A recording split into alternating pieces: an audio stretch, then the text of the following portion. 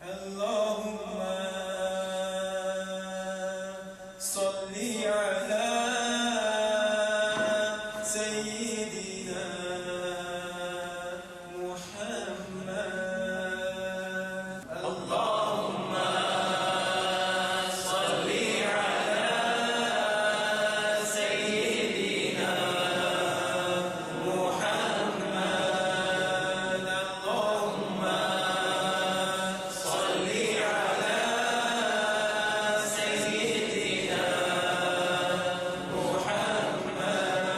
بسم الله والحمد لله والصلاة والسلام على رسول الله صلى الله على نبينا محمد وعلى آله وصحبه أجمعين برحمتك يا أرحم الراحمين. So inshallah, until the camera is going on, as you know, the Shaykh also spoke about... Yeah, it's fine. So the Shaykh also spoke about the earthquake. So what we want to do, inshallah, I want to actually extract a benefit from that. He did say that this is the adhab of Allah, but also understand sometimes it's also the mercy of Allah subhanahu wa ta'ala. And that's what I want to actually speak about until this is setting up. Why is it a mercy of Allah subhanahu wa ta'ala? Anyone would like to answer? Yes. Because of reminding us to be mindful. That's right. Yes. Isn't it because the hastening punishment in this world rather than the next? Yeah, you could say that, but what the brother said, it's also a reminder. You know, when you see something in front of you go through an atrocity, then that changes your mind and it completely changes your outlook. On that point as well, we should never ask for death, because Rasulullah sallallahu alaihi wasallam said, ask for a long life and a life doing good actions. The more you stay in the dunya, that's the hadith of Ramadan, which you all know. It's a famous hadith of Talha ibn Ubaidullah. He has a dream about the true brothers. They're not really brothers, they're actually friends, and they come to Islam. One dies a year after and one dies a year early. So he says, I was on the gates of Jannah, and then the angel came out and he took the one that died a year after of the one who actually participated in jihad. And this one actually did not even participate in jihad. I just had 1 year longer. And then after that, he came after a few minutes, and then he took the other one inside, and then he looked at me and he said to me, Irja'i ya Talha, like, go away, your time has not come. So he goes to Rasulullah sallallahu alaihi wasallam and he says that, what does this dream mean? Why did the man who participated and fought in the path of Allah subhanahu wa ta'ala go in second, and the man who only lived 1 more year, and he go in first? And so he said, didn't he get 1 more Ramadan than the one who died early? So that's it. Sometimes every Ramadan when it comes to actually make us more better and to elevate us. So living in the dunya, the more good actions that we do, it actually makes us more closer to Allah subhanahu wa ta'ala. So that's why we should never ask for death. I mean, death is something, when you're in that, even when you are, in the most difficult of circumstances, you should not ask for death. This is something, Allah gave you life. Life is something that should be valued. And that's why many ayahs of Quran speaks about saving life. Saving. If you've saved 1 life, as if you saved the entire humanity. So it's important that we know this, and particularly in terms of our aqeedah, we should be understanding why long life is very important. So as the brother said, it's a mercy for us. Why? So we realize, subhanAllah, I've been away since morning, and I buried someone that I know really well, and someone,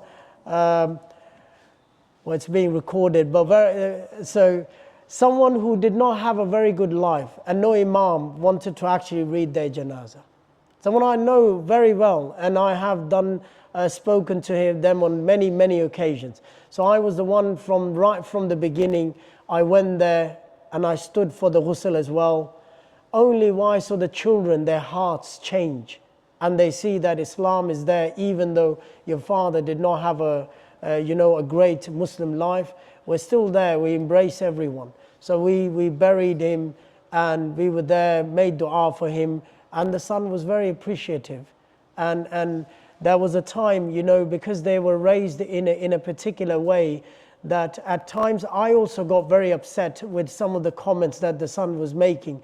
But Allah actually gave me strength.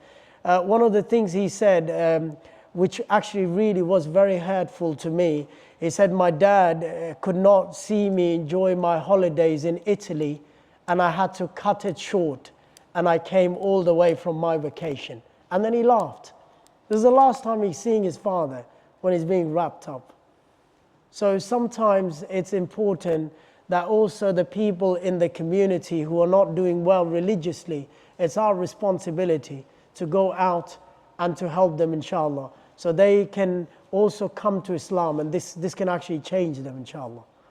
Should we start? Yeah. Now you can start. Even if you started, they don't listen to Islamic lectures anyways, the children. And they wouldn't have known, so. All right. So, as I said, today I want to give you the 8 things of the success of Imam Nawawi. Now, before we go there, we want to test everyone. Most of you were there on the first day. So, what's his name? All right. I want the laqab first. So, you can say Shamsuddin wa fulana, and then I want his kunya, Abu Fulan, and then I want his first name, then I want his father's name, then I want his grandfather's name, and I want it like that. So for example, if you were to speak about Muhammad sallallahu alaihi wasallam, you will say for him it will be like Nabi, Abu Qasim, Muhammad. So it's like that. This is how I want it. All right, so I want his laqab. So you already know his laqab, okay? The one who gave life. Now you should know the Arabic for that. And then I want his father's name, his kunya, which was Abu Fulana or Fulana, whatever that kunya is. And then I want his first name. But I'll make it easy for you. His kunya and his first name is the son and the father. All right? I'll make it easy for you. Yes? Muhyiddin, mashallah. Very good. Abu Zakaria. And now you can start with the whole name. Yes. Yeah, read it. Yes. Yahya bin Sharaf bin Muri bin Hussein bin Hassan. MashaAllah. That was it. And also understand he was born in a very small town, not known for any knowledge, so that's why he had to go out. The only knowledge that he had, and remember the Shaykh when he looked at him and he said to him to look after him. Why look after him? He said this is a special boy. That being 8 years old, he's not playing with the other children. You give your son a phone now, even the grown-ups, he will actually forget the lecture and he'll be on the phone for the rest of the time. Imagine this Imam, great Imam. Children are playing, calling him, and he's getting upset because he does not want to play. Why? Because he wants to read. So very hard to find children like that. And I want you to be rest assured, even my children are not like that. So inshallah, rest assured. You don't have to feel bad. So this is how children are. It's difficult that for them to, in the time that we live, to even focus on one thing. We thank Allah that we grew up in a time that we had no computer. I remember my first computer came out when I was in the university, when I got my first computer, and there was 4 people sharing that. There was 4 people sharing that computer as well. The only reason why I bought that computer was for FIFA 98. It's like it was not to make assignments on that, and I really sold it to my father. This is it. We need a computer. And then even then there was 3 of us, the 3 brothers, and then another cousin of ours who actually were sharing that computer. Everyone had turns on it. And I tell you what, everyone was playing FIFA 98 on it. Back in those days were ASD. You played with the keyboard. Anyways, let's move on, inshallah. These are the 8 qualities I actually want to extract which we extracted from the life of Imam Nawawi. And that's what we want to give our children, if we can, inshallah. The first one and the most important one is traveling for the sake of Allah to seek knowledge. Now we live in a day and age that we love distance learning, and we sit on the computer, and that's why we don't value education. Why? Because we are sitting in the luxury of our houses and we are lying down on our beds and then we are listening to instructions. How many times do you think we are going to show any sort of... Why do you think, okay, everyone sitting over here, give me some reasons. Why do you think traveling for the sake of Allah, for the sake of knowledge, actually makes you love knowledge more? Why? What do you think is involved in that? Effort, yeah, you could say effort. Sacrifice, I'll make it easy for you. That's one thing, definitely. What else?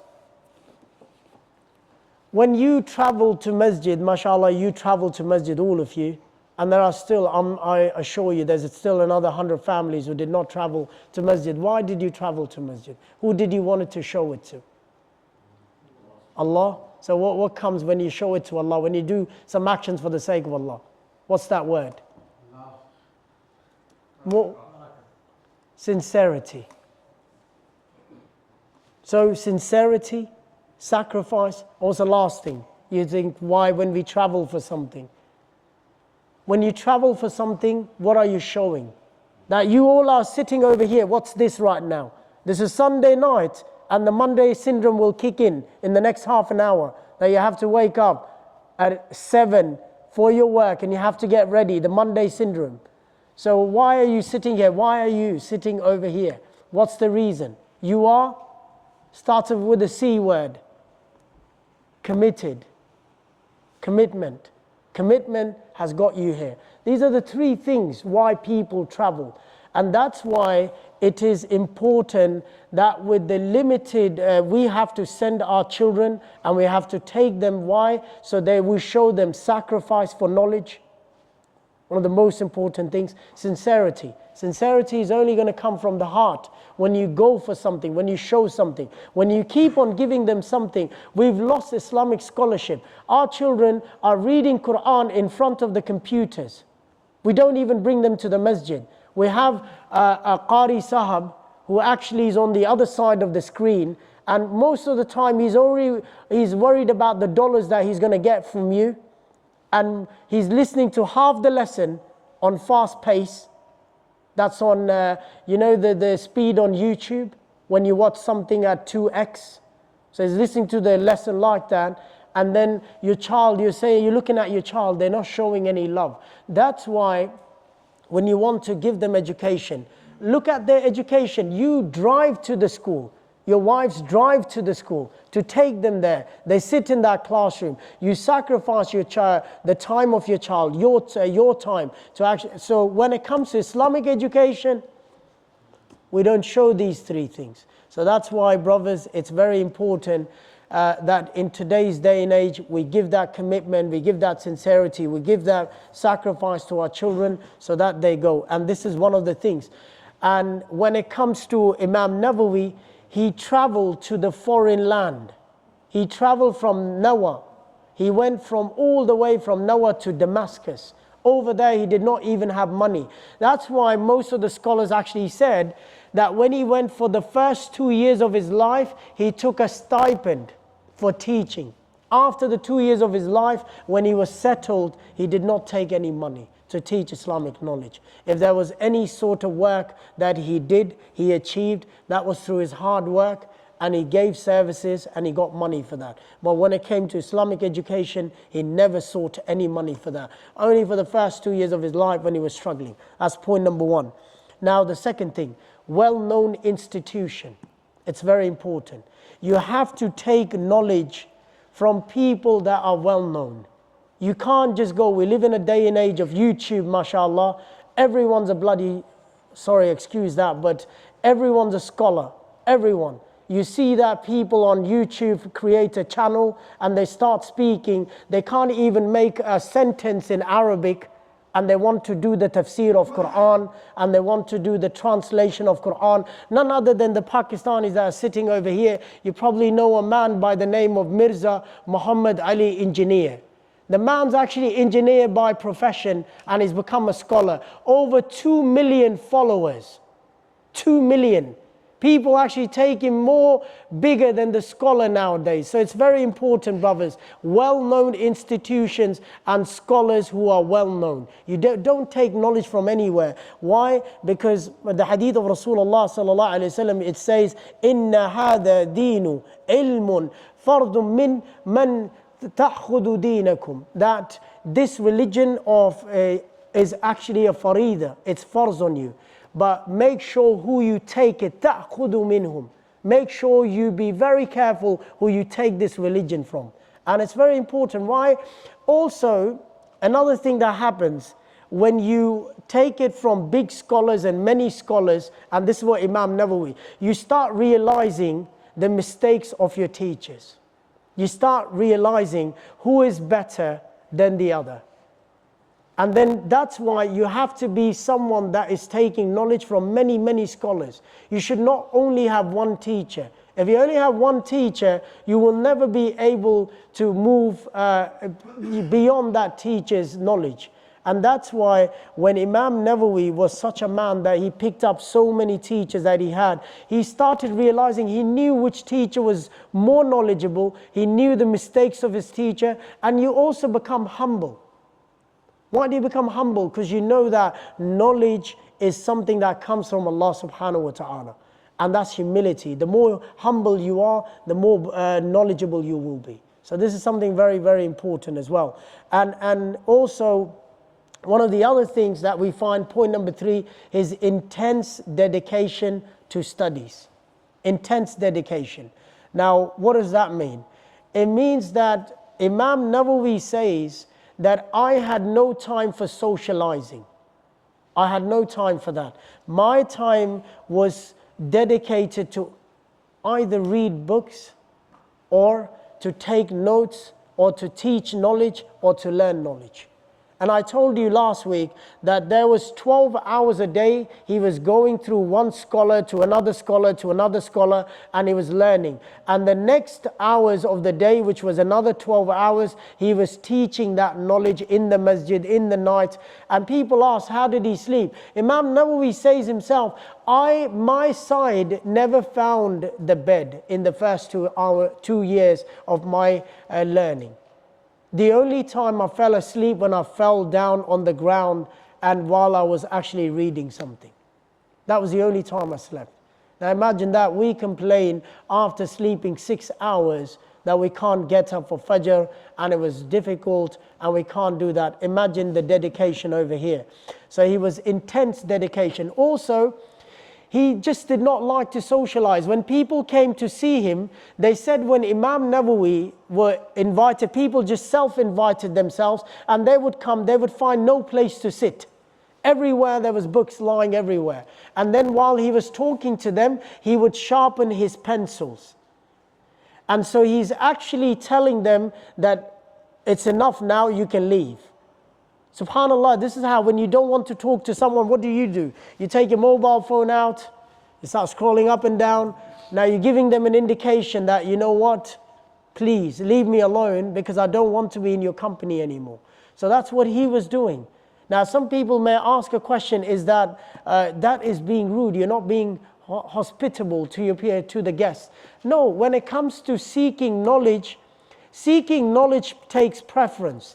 And this is why Abdullah ibn Mubarak, one of the greatest scholars, who actually knows Abdullah ibn Mubarak over here? Does anyone know Abdullah ibn Mubarak? I'll have to do a lot of work in these 40 weeks, inshallah. Anyways, Abdullah ibn Mubarak was one of the greatest Hanafi scholars who came. It is known about Abdullah ibn Mubarak in his entire life. 1 year he would do Hajj, and the other year he would do jihad for the sake of Allah. That's how he lived his entire life. And he was he was a polymath, not just a scholar of Hadeeth, the scholar of Quran and everything. He was one of the biggest scholars. They said they would ask him that, Shaykh, you don't have friends. He said, I have better friends than you And they said, who are your friends? We never see you with anyone. He said, my friends are the ones who are guiding me day and night to Jannah. And that's what, and he was actually speaking about his books. And that's what he would do. Abdullah ibn Mubarak would just spend time with the books. Now today, we're not saying, brothers, okay, don't get me wrong. You know, you can enjoy your barbecues with your friends. You can do that. We can never be at this level, how these people were. We live in the dunya as well, and we have to seek the world as well. You have to go to work. You have to live in this dunya. You have to look after your children. You have to spend time with them. But when it comes to these people, that time was different as well. Don't just today you listen to these things and you say, you know what, to your wife, we're packing our bags and we're going to Damascus, that I will become a scholar. Your wife will say, pack more clothes and don't never come back, and you're not taking my child. So please don't do that. These seerahs and these things are there. Yes, it is to motivate us, but also we have to work with our own circumstances as well. What is my circumstance? Maybe if I was not able to do that, maybe I can give my children, you know, maybe I can make it possible for them. Be that role model for your children. You know, be that. How many times we complain, my son never reads Quran. When was the last time your son actually saw you reading Quran? That's my question. How many times we complain, my son never prays. When was the last time you prayed in front of your son and your daughter? So the complaints are there, and they're valid complaints. But then your son can say the same. That my father does not read the Quran. You know, these are the days when I was not very well known, even though not right now I'm not very well known, but these were the days I used to actually teach Quran. It's going back, this is 15 years ago. So one of the parent came to me and she said, my son's not really progressing. What's happening? And I asked her, I said, sister, can I ask you one question? Do you guys ever open Quran in the house? She said, no. I said, how do you want your child, when you've never done that? She said, we don't even know how to read. So I said, if you don't know how to read, if you've never opened it, why do you think your child is not getting anywhere? He only comes here, why? So he runs away from your nagging. You know, we nag them all the time, that do this, do that. But they never see us do that themselves. And then we blame them. That's why, very quickly, Ali radiallahu anh, he said there are 3 stages to a child. Now, because you're thinking about your children that are sitting here, the first stage is 0 to 7. All right, 0 to 7 is the time when your child only copies you. Whatever you do, it duplicates that. That's what it does.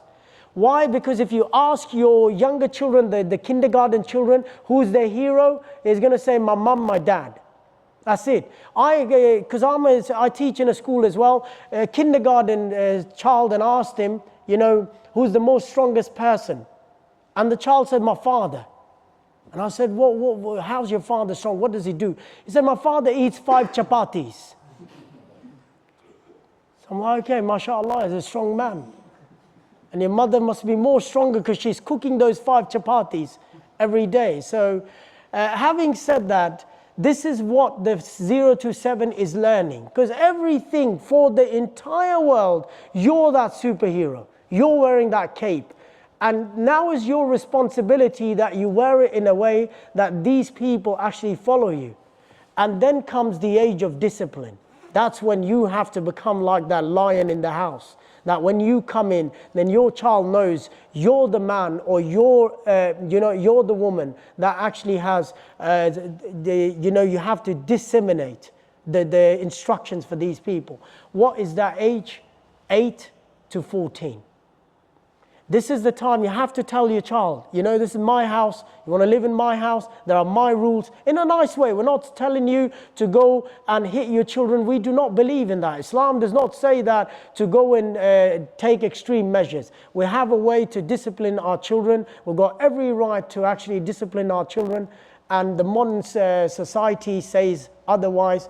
Let's not go into that, but we have to tell them, look, you want to live in my house, these are my rules, these are simple rules, and we all follow the same rules. Then comes the age where most of the fathers go wrong and the mothers go wrong. It's the age of 14 and onwards. And what's that age? That age, Ali radiallahu anh said, as-suhbah. companionship. That's not the time to fix your child because you've missed the train. The horse is already bolted. If your child is 14 and you try to discipline him, he will leave you.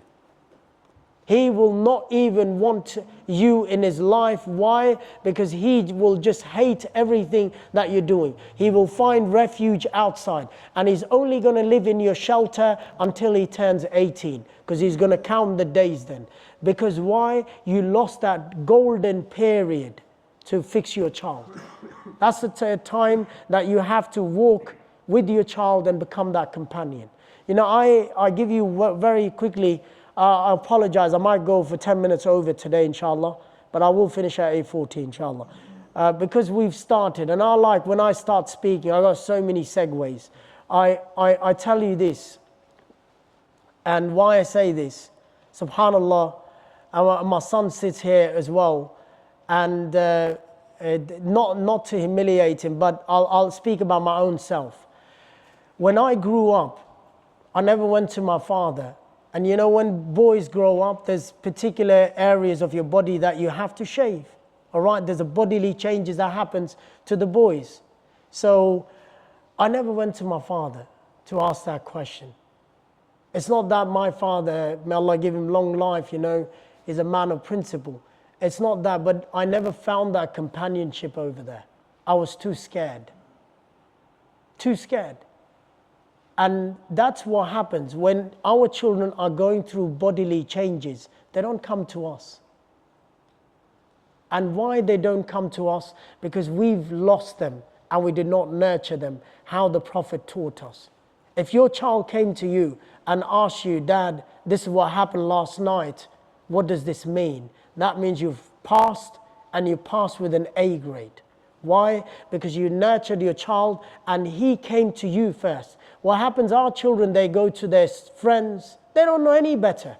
Subhanallah, the man we spoke about today, the one who passed away, his son, I instructed him to wash the body. Afterwards, I told him that you washed your father, go make wudu. No exaggeration. He said, what's that? And I said, that's ablution. Maybe I thought that's the Arabic word he doesn't understand. So I said, ablution. He's like, well, what does that mean? How do you do that? So he didn't even know how to do ablution. So that means he probably didn't even know how to pray as well. So fathers and mothers, I know you're working hard to give them the good life, that they sit in your BMWs and they live in the $2 million houses. But all these things are going to be staying over here. The talk that I did, the man, when he comes to the graveyard, he comes with 3 things. All right? He comes with his money, he comes with his family, and he comes with his actions. The 2 things go away. You know, the Lamborghini the father paid for, that's going to come to the graveyard, but then the son, the family will sit in that Lamborghini and take it away. They'll not leave it over there. So the money that the father has in the bank account and the houses and the BMWs, they will all go away. The only thing that will stay in the grave is the actions. So make your child that living action. And those are the 3 things that we can do, inshallah. Ilmun yantafa'a bih, the knowledge that is beneficial. And the second thing is sadaqatun jariyah, the charity, the masjid or whatever, the tab or the well that you've put. And the last one, and the most important one, al-waladun salihun, or another narration, أو كما قال أولاد صالحun, that the children, the ones who actually make prayer for you, and the good children, they keep on remembering you. So may Allah subhanahu wa ta'ala allow us to do that. So also, point number 4, he was a polymath. So polymath actually means that he was master of all different sciences. Now in today's day and age, I actually gave you my background when I started this session. I specialized in Aqidah and my sub-major was Hadeeth. So now these are my specializations. But having said that, I have understanding about the Quran, I have understanding about Mustalah al-Hadith, I have understanding about those things, but I'm not going to say I am an expert in those things. If you ask me any question, yes, I can answer you those questions, because generally the people have simple questions. But if someone wanted a more detailed answer, then I would need a research as well in order for those sciences. But when it came to Imam Nawawi, he was a polymath. So basically he had understanding about Quran, about Hadeeth, about fiqh, about everything, which you are, inshallah. I will give you the works that he did today. I will actually tell you the books that he actually wrote, and they were spread over different sciences of Islam. Today, when you go to Medina, you send your child, he will become an expert in only one science. Most of the scholars that you've seen internationally, when they go, it says al-kulli ad-dawah, that they were from the college of da'wah. And then some people with al-kulli al-Quran, the college of Quran. So basically they focus on one element, and the other elements are given at a moderate level. So they're not given at a level that you can become and give fatwas and things like that. So he was a polymath. So that's what, again, when you become a polymath, what happens is you are able to differentiate between your teachers. Why? Because your knowledge, then you start comparing, and if your teachers are giving that, and everyone's sitting over here, when you listen to different shuyukh, you know straight away that which one is more knowledgeable and which one is not. Not meaning in a negative way, but I mean when he speaks about those sciences. You know that straight away. And that's what happens. When you start learning from other people, when you start learning more sciences, then you actually broaden your horizons, your learning as well, and you get better understanding of these things. Now moving as well, he had extremely, point number 5 after polymath, he had extremely great memory, strong memory. Subhanallah, the strong memory that comes. And I actually want to mention one of my students, and I also want to take some credit, and that student is over here, but I'm not going to name him, only because I don't want him to feel shy, because his father's over here as well. And in my early days when I taught him, I tell you what, I was amazed, mashallah, with his memory, with the way he would grasp. And I also told his father that this son of yours will do wonders when he's going to grow up. And I remember that he was not a hafid, and we do hifz test in the school. He memorized, I don't know, his father can basically tell me later, he memorized Surah Baqarah, and that was Juz 1, and he memorized in that small amount of time, because in the school, if you've actually read one chapter of the Quran, you can't read it again next year in order to get that full scholarship. So, and then I remember, because I asked him that, did you memorize? He said, yeah, I just memorized this first juz just very recently, and I'm working on the second one as well. So subhanallah, some people have that gifted talent, and this gifted talent also comes from hard work of the parents, and also it comes from the books that you guys are writing down now. You know, it's with the actual books. Now we live in a day and age, brothers, Kindle, iPads. Subhanallah, there's a meme that I saw, I think I spoke about this last week as well, that there is a boy, a little kid, he's poking a book on the floor, and he's asking his father, what's that species? I've never seen that before. And subhanallah, we are coming to that time, that we are getting away from these books. And I tell you what, you can trust your book. You know when they say the analogy, I want to give you my analogy, they say Quran will disappear. When you have no books, when you have no notebook or anything like that, you've got these Kindles and iPads, do you think they can't change it? You know that Kindle books that you're reading, don't you think that you read one version and it updates and that version is gone and you're reading something else? They can do that. So when, this is my analogy, I'm not saying this is the only analogy, but when they say, the Hadith say the Quran will disappear, that will be one of the ways that there will be no Quran, because we haven't preserved it in a book form, and the only things that we have is the iPads, the phones, and the Kindles, and that all disappears from there. So that's why don't trust And I'm telling you, don't trust the books that you actually read from these devices. Why? Unless it was a PDF that you downloaded, particularly with Kindle. That's not a PDF. A book that you actually buy in Kindle, what if updates and it's not there? So that's why very, very careful. Even the Qur'ans, some of the Qur'ans that are kept in the masjid, I actually did a talk, as a controversial talk. I like, people that know me, I speak my mind sometimes and then people get upset. So I spoke about a particular group and they have a different translation of Qur'an, which we have to be very mindful about these things. Now moving on as well. So basically with that, he was always stimulated. He was always in love with his reading. When you're reading something, the children that read from books, that if you have those children in the houses, they're always stimulated. They also start thinking and making abstracts in their mind about what's happening. People that read book and learn something are more better than someone that binges on that 1 hour of lecture on YouTube and only gets one understanding of that scholar. That's it. But the one who actually read a book, he can actually extract more lessons because he knows what's happening. And then when it comes to Imam Nawawi's Hadeeth, particularly his life, who do you think that the person, I spoke about this student last week. What was the name of that student? Ibn Attar. Ibn Attar was the name of that student. And he's a student who actually... So moving on, inshallah, the greatness of his teacher. That's another point. Point number 6. Now, greatness of the teacher is very important. Now, also understand, brothers, the greatness of the teacher does not depend on the knowledge. And I mean this.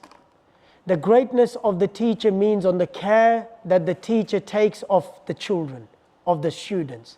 Why? Because if he's able, yes. Sheikh, before you said love for the books, was that not part of the 6th one? No, it wasn't. It was extreme, strong memory. So the love of the books kept him stimulated. So he was reading those books and he was memorizing them. So that's how he was doing it. See, subhanAllah, now you mentioned this, and I have, subhanAllah, I've got so many segues. Do you know Imam Shafi? And I said this to my students, they know this. I said if I was not a Hanbali, I would have been a Shafi. And there was a reason for that. Do you know Imam Shafi, subhanAllah, the man, you will never find a man in the history of Islamic scholarship like that man. Do you know his teacher, Imam Malik, told him that not to read the other page. Why? Because it was not fair on the other students. So they would cover the page for him and he would only look at one page. Why? Because if he looked at the other page, he would memorize that as well. When he sat on the back of the camel from Mecca as a yatim, he did not have money to even read the Mu'atta.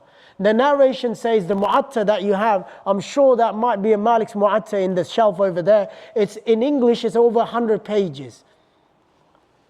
He read the Mu'atta on the back of the camel. If you were to do that journey on the back of the camel, will take you about a week from Mecca to Medina. And in that week, he memorized the entire Mu'atta. He just memorized it. And when he arrived in Medina, Imam Malik said, what do you know about my work? He says, I know your hadith, your book. I know entirety of what you've taught. And so that's why when Imam Malik loved him, they would make Imam Malik test him and say, look at this child, he does not even write in the classroom. So he disrespects you. So he said to Imam Malik, where would you like to listen to the lesson? The one that you did yesterday, or the one that you did last week, or the one that you're teaching now? So this is Imam Shafi. But I said to my students that if I was not a Hanbali, I'd definitely be a Shafi. And he was such a great scholar that in the last 4 years of his life, he changed his entire fiqh. When he went to Egypt, he completely abandoned his rulings for his 50 years of his life. He also had a small life. He died at the age of 54 or 55. Out of the other Imams, he was the one who actually had the smallest of the lives. Well, every other Imam had 70 plus. Malik, and you had Imam Abu Hanifa and Imam Ahmed. They all lived around 70. But he was the only one that lived and he died in his 50s. So he was, when he went to Abu Layth, what you read today, Ar-Risala was his work in his last life. It was a work that he completely scrapped his entire work of his 50 years of his life, and he wrote that Risala. Why did he change? Because see, he studied from different scholars and he understood that there was more to it rather than the opinions that he had formulated early on. Remember, I told you when you learn from more teachers, you understand the ruling. I'll give you a very quick example. Brothers, I'm going to take another 10 minutes. I hope you're going to allow me that. Even if you don't, you have to stay here because I'm not going to be finished by then. So, very quickly, when I was in the prison, I was not in the jail, guys. Don't consider that the Imam in the jail. I was the Imam of the jail. When I came to Australia, when I got married, I used to work in the prison. There was this hadith, which you all know of Bukhari, that Muhammad sallallahu alaihi wasallam actually stood up and urinated. This is the hadith of Amr ibn al-As. He narrates that. Aisha radiallahu anha says in Ibn Majah, whoever said Muhammad sallallahu alaihi wasallam stood up and urinated, he's a liar. Now in the prison, you know these hardcore people, they're there.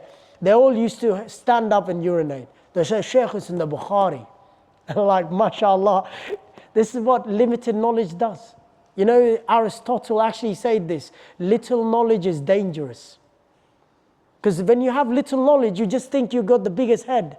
Because you haven't met the people who are more smarter and more knowledgeable than you, and you just think you've got everything, you have it all. So they would all make other people who are coming from outside to stand up and urinate. Why? Because they were following the Sunnah.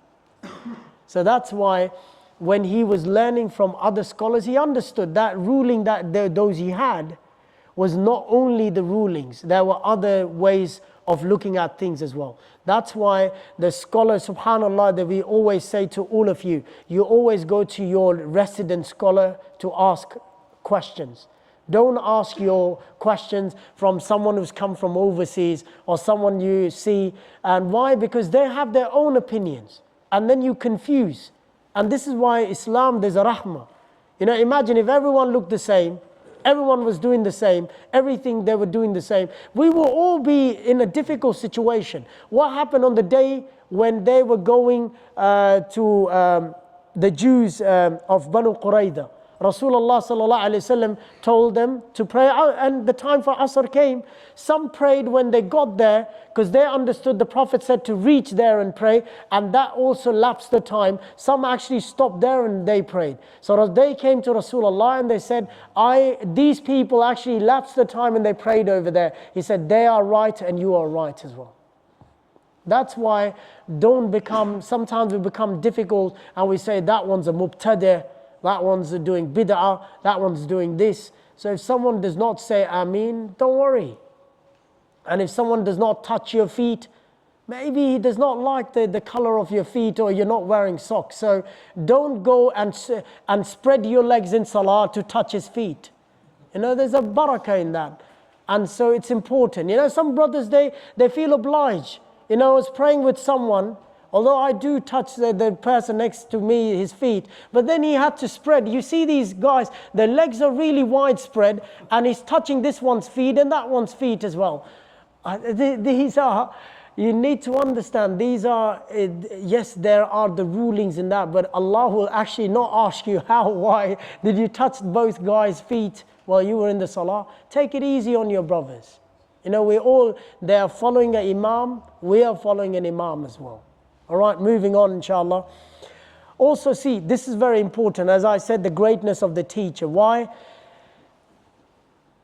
Yes, knowledge is important. Yes, all these things are great. But sometimes, if it's a great teacher, he knows how to teach. He knows how to care for his students. That teacher becomes more lovable and children want to go to them. Always find a teacher he's approachable, he's lovable. Why? Because Imam Nawawi also says, the love for the knowledge came from some teachers who I found were not as knowledgeable as other teachers. They were able to disseminate the information to me and care for me at the same time. You look at, I'll give you two people.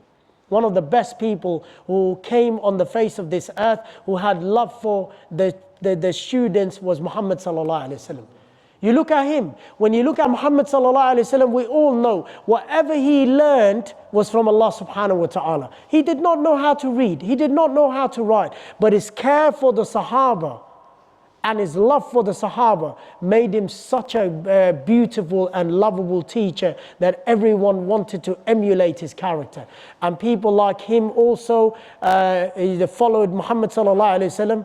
My apologies, not like him, but the people who followed him were Shaykh al-Islam ibn Taymiyyah rahimahullah ta'ala. Shaykh al-Islam ibn Taymiyyah rahimahullah ta'ala had great scholars that he made.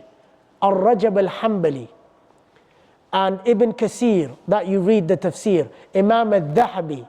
These guys were the students of, subhanallah, Al-Jar wa Ta'dil. When you look at the hadith sciences, that comes the best man who ever walked on the face of this earth to do Adalat al-Ruwat was actually Imam Dhahabi. Imam Dhahabi had a book, if you guys know Arabic, it's not translated, it's called Asir Alam al-Nubula. The life or the seerah or the biography of the noble people. And in that, he wrote every person's history, the one who you will find in the books of Hadeeth. Everyone. And he even tells you that this guy is, he had a forgetful memory towards the end. So this Hadith from this person cannot be taken. This guy used to make up stories, so his Hadith cannot be taken. That's the book. It's a 14-volume book. I got my hands on it when in 2017 I took people on Umrah, and I found there was a condensed version of 4 volumes. I had the 14 one and I got the 4-volume one, which I brought from Saudi as a great book as well. And the condensed version only speaks about the greater people. Do you know Imam al-Zahabi? I'll give you this another one. Imam al-Zahabi did not understand the character or the marvelous character of Imam Abu Hanifa. In his early biography, when you read about, he said Imam Abu Hanifa was not really knowledgeable. He actually does not say great words about him. But towards the end, he completely changed his stance and he said, I've never seen a person like Imam Abu Hanifa. So why? Because he studied from other people who this man was. Understand, Imam al-Dhahabi came 800 years after. So he does not know anything. So he's only looking at people who are telling him about Imam Abu Hanifa. So it's important. So the teacher, the greatness of teacher is very important. And that's why he created a great scholar, which was Ibn al-Attar, which was a student, Imam Nawawi being the student, the teacher that he cared for. Number 6 will be greatness of the teacher. It's very important. When you take your child to anyone, you need to know who that teacher is. How sometimes we just want to take our child to the best scholar, but understand sometimes it's that teacher who is probably not the most well-known one, but he knows how to love the children and how to give the education to the children. Now, number 7, he wrote profusely. Now, this is like you guys are writing. Now, subhanAllah, if you look at me, you can't read my writing because my parents always wanted me to become a doctor. SubhanAllah, I kept the doctor's writing, but I did not become a doctor. So at least my parents will be proud of me. I write like a doctor. It's like a script. The pharmacist can actually read my writing, as you can see over there. Look, I like, to be jokes, and that's part of my life. And I think humor is very important. And one of the things the hadith of Rasulullah sallallahu alaihi wasallam, they asked about Muhammad sallallahu alaihi wasallam to Aisha. How is he? And you know what she said? Kana mazahan fil bayt. He's always joking around. So imagine if our prophet's joking around. You see, the imams are so stiff nowadays. They're so stiff, they don't even laugh. And why do you think our children run away from their imams? Why? Because they don't feel connected. Humor is very important. I say a teacher should have humor. If he's got no humor, you can never connect to him. Anyways, moving on. So he wrote profusely, like writing a lot. Writing a lot. Number 7. So basically, you see, subhanAllah, All of you are writing, you're taking notes. Sometimes what happens is, if you know me, and anyone that knows me, I write everything. I don't rely on technology. Even the Seerah lectures that I did, which are over 55 episodes I've done, I have 3 diaries, whole 3 diaries. Well, again, no one can read my writing, or else I would have published a book. So I wrote a lot, and I always do, and I write. So it's something I've found that it is beneficial. Why? Ask yourselves, when you write something, it stays in your head. You remember that, you can recall that. If you've written something and you look at that, you go back and you read it and you remember what was I saying and what was I doing at that time. So it's very important. Now finally, the love for teaching. And this was something that he loved. And subhanAllah, sometimes you see people, they just love teaching. They will, whatever they learn. As Muhammad sallallahu alayhi wa sallam, he says that خَيْرُكُمْ مَنْ تَعَلَّمَ الْقُرْآنَ وَعَلَّمَهُ. That the best of the people are the ones who actually, learn Qur'an وَعَلَّمَهُ, and also they teach Qur'an. So basically, it's what you can actually understand from it. Whatever you learn, teach it. Now, whatever you guys are learning today, go home and discuss it with your family. Just a quick summary. What did we learn today? 8 things. I'll go through them again. The first one, traveling for the sake of Allah to learn, and always take knowledge from well-known institutions and scholars, and also intense dedication to studies. You can't just be like, we are intensely dedicated to the series and the seasons of Netflix, but when it comes to Islam and the Hadeeth and everything, we pay no effort. Even when we want to learn Quran, you ask the Shaykh, if I read 1 ayah every day with the translation, is that enough? Yeah, brother, that's enough. But how much time do you spend on your mobile phone? So it's important that you have that love, for knowledge as well. And polymath, always spread your knowledge. Don't keep yourself restricted to one thing. And read a hadith, one hadith, read Quran as well, learn about mustalah al-hadith and things like that. How do you spell that word, polymouth? Poly, P-O-L-Y, and math, M-A-T-H. Polymath.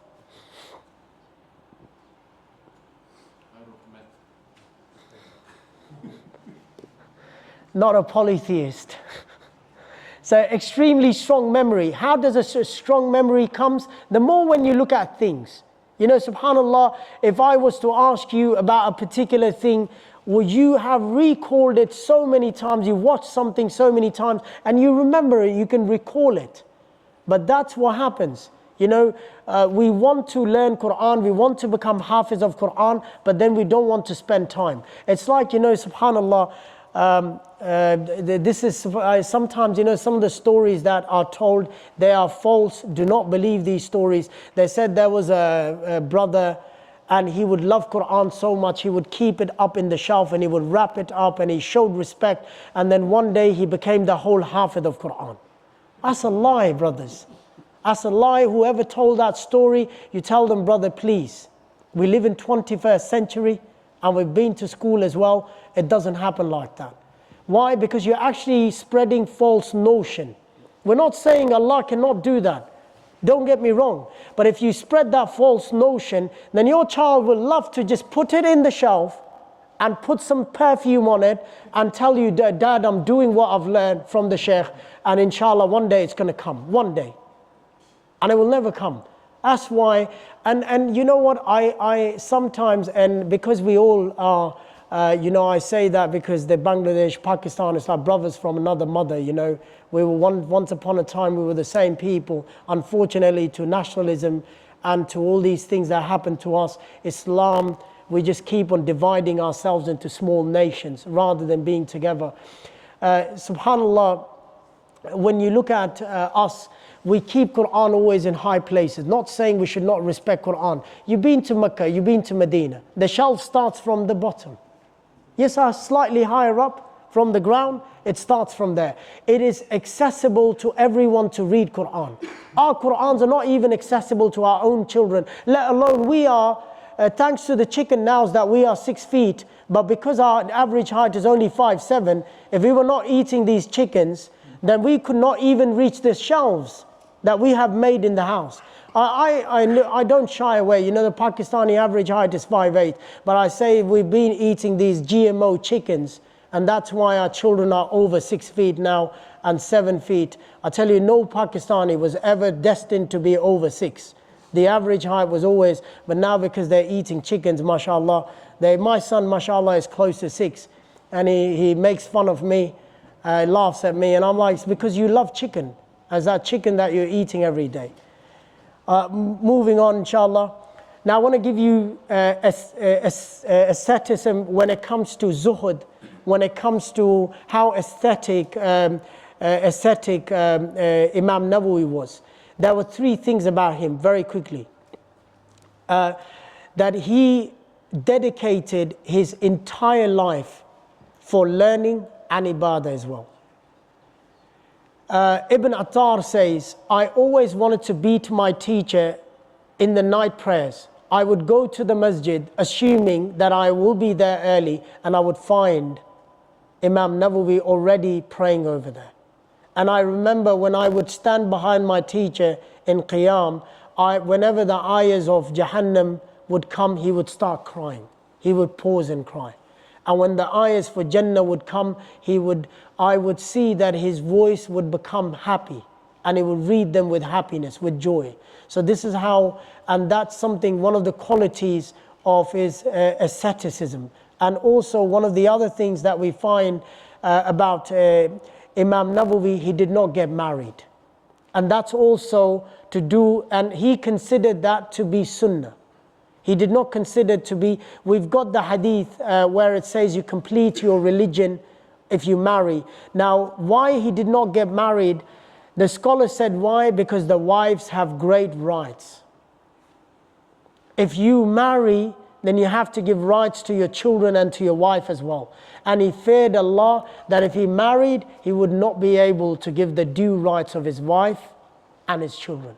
So that's why he did not marry. This is how much they feared Allah. Today, subhanallah, we forget to give the rights to our children and to our wives as well. Subhanallah, I tell you brothers, when you look at the hadith of Rasulullah sallallahu alaihi wasallam, the long hadith, I'm not going to read about, I'll only give you one part of it. لِيَسَاقَ بَيْتُكَ, to make your houses spacious. You know what that means? It means when you're not outside praying, when you're not outside working, you should be inside the house. Not in the garage having shisha with your friends. Not in the garage eating or drinking tea and then your wife is working hard. No, that's the time that you spend time with your wife. That's the time you spend time with your children, when you're not doing the chores, the compulsory chores of your life. So it's important. It does not mean that if you're in the house and you're not meeting your friends, that it does not mean that you become the servant of your wife. It actually means that you're following the sunnah of Rasulullah sallallahu alaihi wasallam. So he did not marry. Also, waqf. You all know what waqf is, right? But I'll give you very quickly its endowment. This is the other thing that you find about Imam Nawawi. When it comes to the endowment, in the time Sham, Damascus, when was Damascus freed? You all know that, right? Come on, quickly, it's a test. We're getting closer to 9, and I want to finish on 9, inshallah. MashaAllah, very good. At the time of Omar, the places, Damascus was freed, and Damascus actually became an Islamic state. Now there were rich people, they came and they did waqf.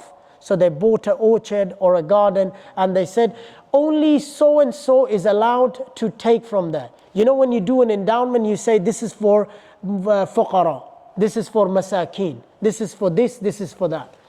Imam Nawawi, actually one of his greatest book of fiqh, in his book he actually made, someone asked him a question, and they said, what if we don't know who made the waqf and what was the purpose of that?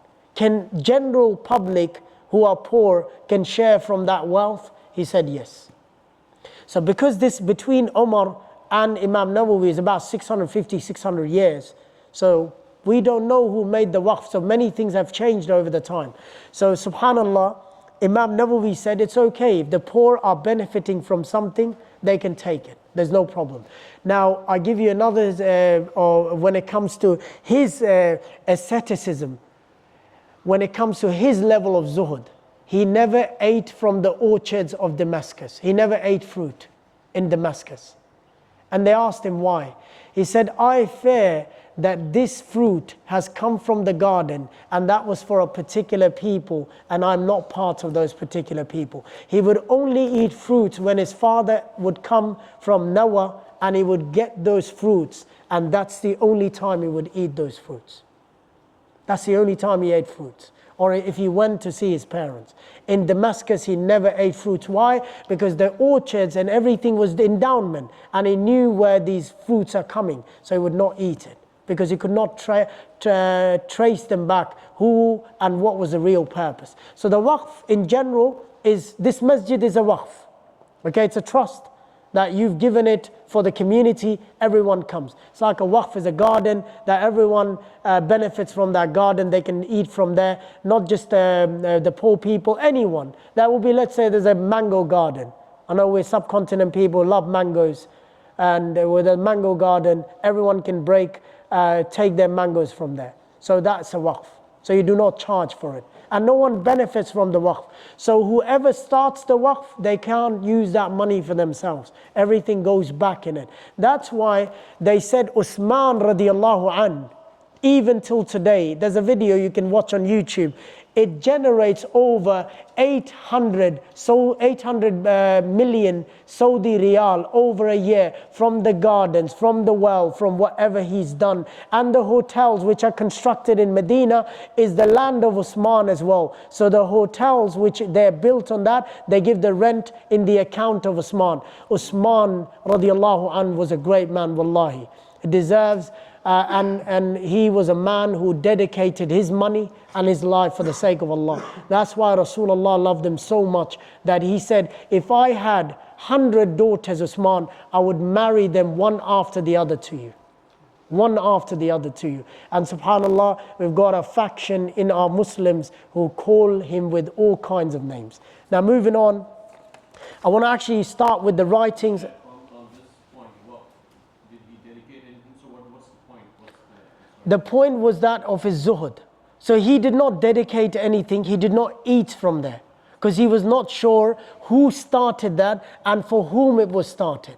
So zuhud is meaning you are so fearful of Allah. Zuhud means, the word, so I should have explained it, and I gave the three characteristics. Zuhud means love for the akhirah and no concern for the dunya.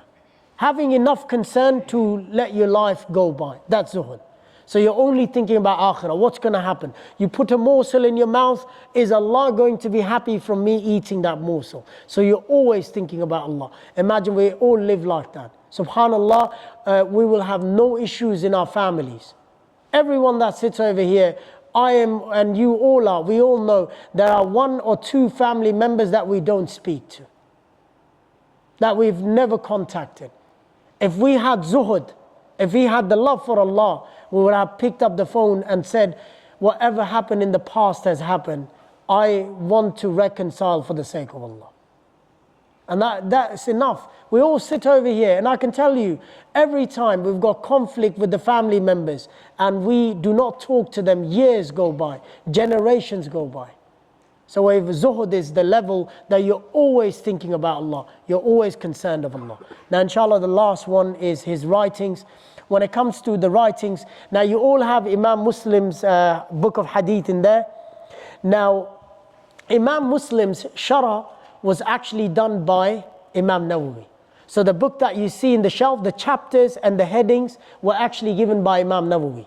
Imam Muslim did not give any chapters, no headings. He put everything in there. Imam Nawawi actually gave the Sharh, which is called Al-Minhaj.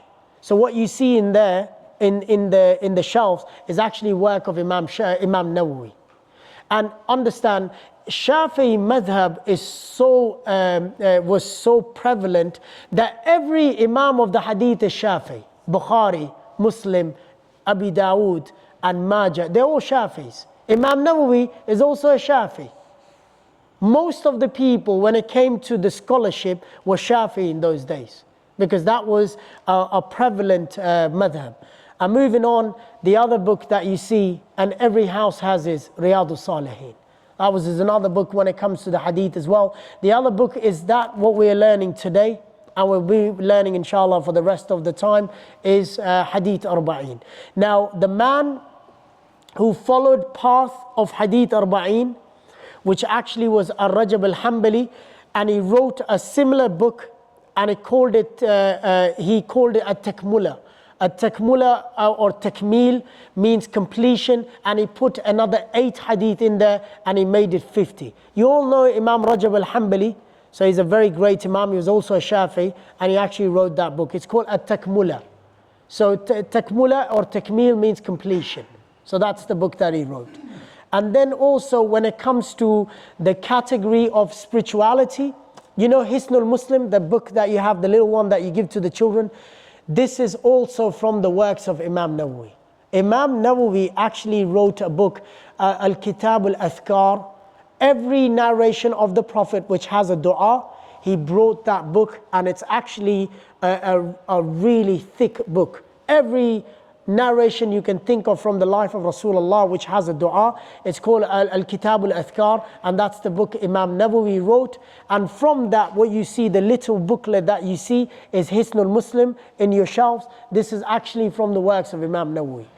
Now, also, Imam Nawawi actually did a book on Quran which is called Tibyan.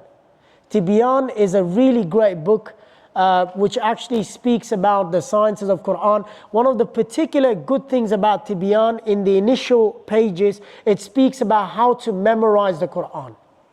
So in Tibyan, he actually writes how to memorize the Quran. He speaks about the manners and the etiquette of a student of memorizing the Quran at Tibyan. And this is also a really famous book. And then he wrote in fiqh, he wrote 3 books. One was which he completed, which was called Al-Mustalah al-Hadith. There's a science of Hadith in Arabic, is called Al-Mustalah al-Hadith. That's the science of Hadith. And in that he wrote Tadrib al-Rawi. Tadrib al-Rawi is an amazing book. It's still taught in Medina University and all the Arab universities. If your child goes to learn and become a scholar, brothers, I'm only going to take two or three more minutes, inshallah. I really apologize. I had to finish this today, inshallah, because I'm coming back now in the 2nd week of October. Because I come back from the Umrah on the 25th, inshallah. And then the next week, I am at the conference, the convention, where Yasir Qadi and all these big guys are coming.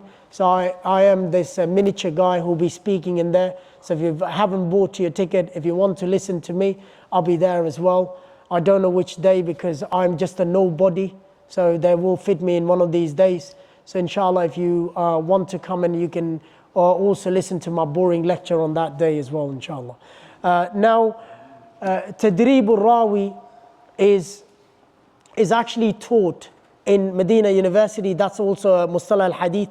Also, he wrote another book which actually is in his lifetime, he finished it, which was called Rawdatul Talibin. Rawdatul Talibin is in 11 volumes. He actually finished this book in his lifetime. So that was completely done in his lifetime. The amazing book of Hadith and Fiqh that he did, which was not completed in his lifetime, was Majmu'ah. You all should know about Majmu'ah. You've heard about Majmu'ah. Majmu'ah was a great book of Imam al-Shafi. This is the first ever book of its kind where they did not become, the word is, they did not stick to one madhab. So what he did, he looked at all the madhahib and he brought the best ruling. So if anyone can read Majmu'ah, I highly encourage you, pick it up and see how he comes to the conclusion of fiqh. Now this is fiqh. This is when it comes to how you do jurisprudence. Fiqh actually means jurisprudence and the ruling. So Majmu'ah is a book. Imam al-Dhahabi says there are only 3 great books when it comes to fiqh. One is Majmu'ah and one is Muzni of Ibn Qudama, and he says the other one is Al-Istizkar wal-Tamheed, which is of Imam Abdul Barr. So he says these are the greatest books of fiqh that any student who wants to understand fiqh or jurisprudence or Islamic law, he should read all three of these books. If he's not read these books, then he's not able to actually tell you what really fiqh is, what jurisprudence. He cannot become a mufti. He can't give a fatwa if he hasn't read these books. Now, also, the amazing thing about Majmu'ah is, now you all know there is a very famous book is taught in Medina, Al-Hilyat Talibul Ilm. Hilyat Talibul Ilm. It's the book of, it's translated, the etiquettes of a student of knowledge. And Bakr Zayd is the Imam, and Shaykh Uthaymeen actually has a shara on it. He's actually explained that book. Do you know where that book comes from? It's actually the first chapter of Majmu'ah. Every time Imam Nawawi started any sciences, he spoke about the etiquettes for a student of knowledge, and then he went into the science. So this is Imam Nawawi in front of us, and he went on in 676 to his parents. He fell ill and he died at the age of 44. Some people say he was 45 then, so 44 or 45, died at a very young age. And we spoke about Imam Ibn al-Attar as well, his student, who burned his pages. Remember, we said the scholars, when they looked at his work, whatever work was there, not the thousands of pages that are burnt, whatever was there, they said, if we were to start thinking he went to learn education at the age of 18 and he passed away at the age of 44, how many pages was he writing in a day? I gave you this number last week. 40 pages a day. Imagine if our children were writing 40 pages, you probably need a cast for them to put their hands in there. They'll say we've fractured our hands. So this is how much he loved the knowledge. So brothers, whenever you write, inshallah, it stays longer as well. So inshallah, that was Imam Nawawi's biography. When we come in October, inshallah, remember what we're doing is, I am giving you the science, Mustalah al-Hadith, the science of Hadith, the next topic. It's not going to the Hadith yet. So I'll be teaching you, inshallah, how a Hadith is looked at, what makes it da'if, what makes it sahih, and I'll be giving you that science, inshallah. So if anyone's got any question, we'll take that. If not, there's a paper that's going around for your certificate, for your ijazah, and you can put your name on it, inshallah.